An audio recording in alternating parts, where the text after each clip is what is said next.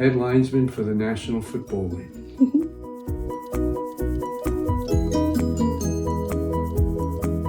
Okay. All right, hi kids. Just want to let you know some of the things and tools that we used when we were on the football field. And my first referee said the most important tool that you bring onto the field is your self-confidence. And first question that I had then for him was, well, how do I find self-confidence? And it all talks about being prepared. Like at night when you do your homework and you prepare for the next day of classes, and you make sure you have your pencils and your notebooks and all the things you need to be successful in class. Well, we have a number of things.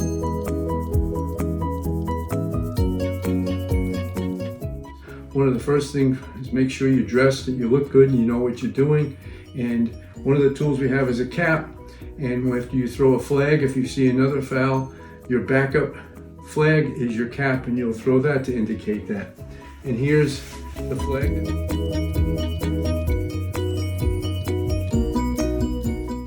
Throw that to indicate that. And here's the flag that we use. It's a nylon cloth, and inside, when I first started, it would be a little lead fishing weight, but unfortunately there was an accident where a flag was thrown and it hit a player in the face and it caused an injury. So now in the flag is just little popcorn corn cap, little kernels, and so it's a little lighter. So when we switched to this, we had to learn to throw the flag farther, and we usually keep the flag either in our pants like this, or when we first started, we used to keep it in our back pocket like this. And so the officials, depending on when they started and how they worked, that's where they keep their flag.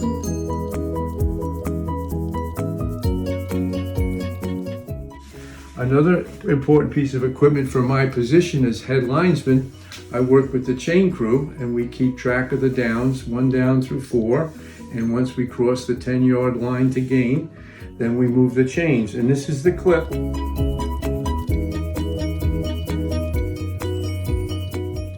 Which is clipped on the chain between the 2 posts.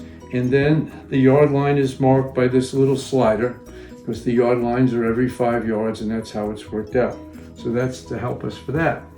Anytime you see the ball intercepted, the spot of the interception is an important spot for us to know, because that's where we would maybe at times enforce our penalties from. So this is called a bean bag, and it has the little kernels in both ends, and we keep that also tucked in so we can grab it and throw it like the flag. And this is going to mark a spot of an interception. It'll also mark a spot of a fumble, and those are the 2 times that we use the beanbag.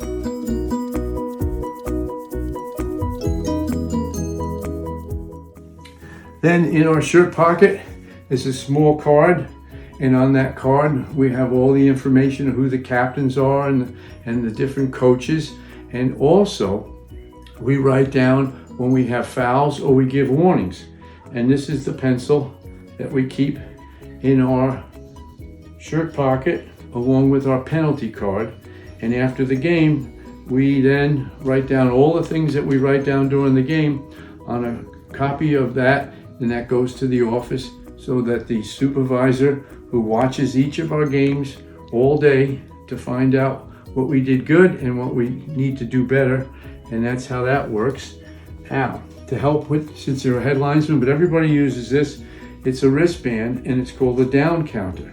All right, so on my non-throwing hand, I would put that on my wrist, and then with this little circle of elastic, that would be first down. Then I'd circle 2 fingers, that would be second down, and then 3 fingers, third down, and 4th down there.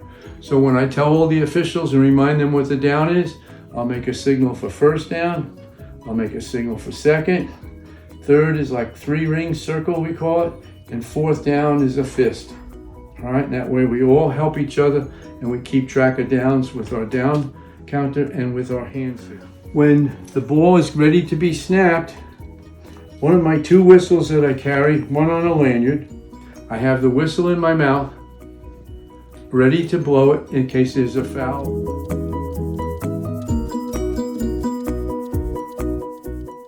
which would be like encroachment or false start. You have to blow really fast to keep the quarterback safe, and so that's why you do it in your mouth.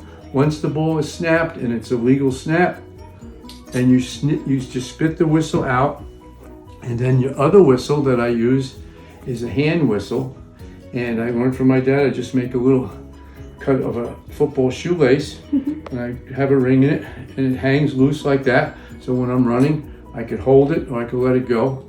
And then if I see a foul or I see the end of the play where the ball carrier does not fumble the ball in any part except his hands and ankles or wrist touch the ground, like the knee or the hip or the thigh or the ankle, above the ankle I should say, then I use this whistle, and it gives me time to go slow before I blow.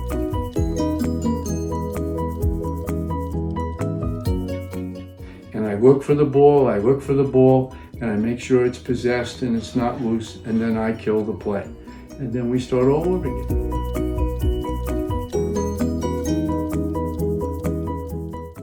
Okay. Another one of the tools that we have on the field is our NFL official watch, and that also times the game.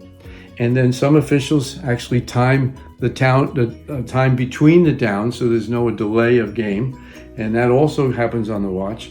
And then at halftime, we also have a gizmo here where you hit certain buttons and it will time how much time we have, because we go in the locker rooms to tell them it's your 2-minute warning, meaning you have to be out on the field in 2 minutes. So we all have this watch, and I don't have with me, the last and newest thing is we actually have a headset.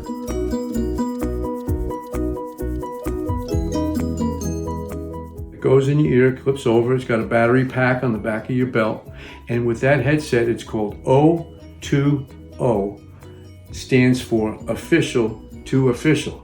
So we can hear each other on the field and we can talk to each other on the field, which helps with communication. Also helps if something happens on the other side of the field, you don't have to run across. You ask the officials there, especially if it's a question that the coach behind you asks what happened on the other side of the field, and we could talk to each other.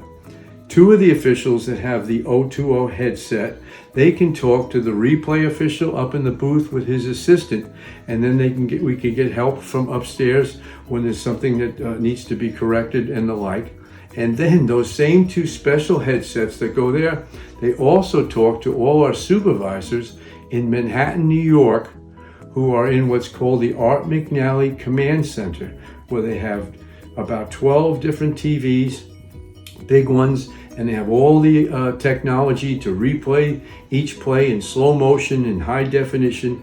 And that way, when there's a replay, all of those people in Manhattan, New York, are big supervisors, and as well as then our position supervisors that are at the games, they all come together and collaborate to try and make the best decision and judgment on whether it's a catch or not a catch, whether it's a fumble or not a fumble. So those are all the tools that we bring on the field. But remember, the most important tool is your self-confidence. Without that, you'd never be able to be an official to make your judgment decisions when there's a big competition like football, especially on the level of the National Football League.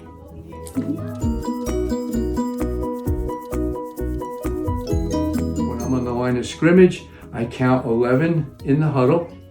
When they come out of the huddle, I make sure there's 7 on the line of scrimmage, and then there's 4 other backs, and some of those could be flankers, tailbacks, fullbacks, and quarterbacks. That shows you have a good formation. Then I make a note what yard line the ball is on, and I also make a note how many yards do they have to go and where is the first down mark. Once the play starts, I spit out my lanyard whistle, and now I watch who's my player. It could be a tailback, it could be a fullback, it could be a slot, depending on the formation. And then I watch him at the beginning of the play, and then I slowly go downfield. If my receiver goes faster, I go faster. And then so we basically play like defensive backs, man for man, and then we go to zone. And we keep our head on a swivel. So we watch our player and we watch the status of the ball. Play is completed, we start all over again. So there's some of the things that you do in the game, and it's very exciting. The only part that probably I miss now, being retired, is the 3 hours of all the action and excitement on the field, and obviously then being with my crewmates who became good friends.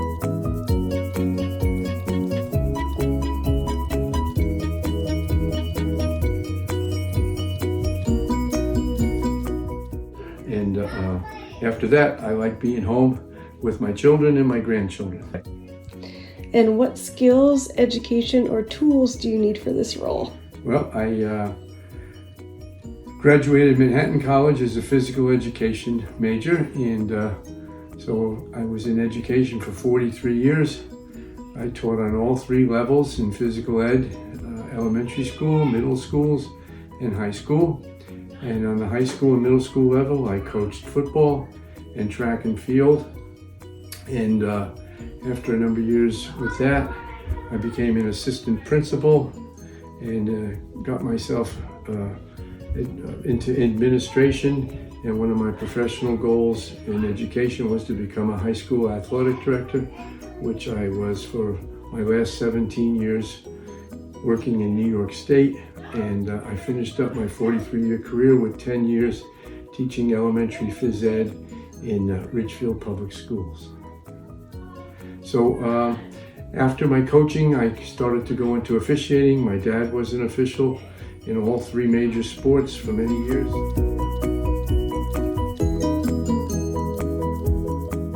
And he had a wonderful career in the National Football League, and I learned a lot. He was my mentor.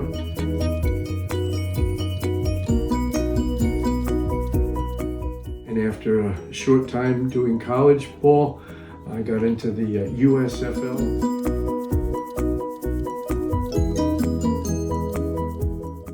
Back in the 1980s, and worked 3 years there under a supervisor, Cal Lepore. And then I got into arena football when the USFL league folded, and I worked there 5 years. And that's when I got a chance to work 2 championship games, Arena Bowl 88 and Arena Bowl 91. And those were the years that the games were played.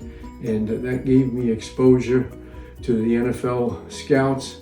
And that's when I got into the NFL after 2 years of the NFL Spring League called the World League of American Football. In my last year there, I worked under the famous only official in the Pro Football Hall of Fame, Art McNally.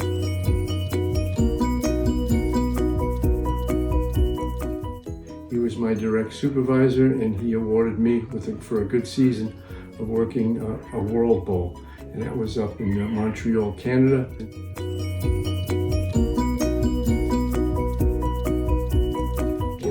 That was basically my last stepping stone into getting into the NFL in 1992.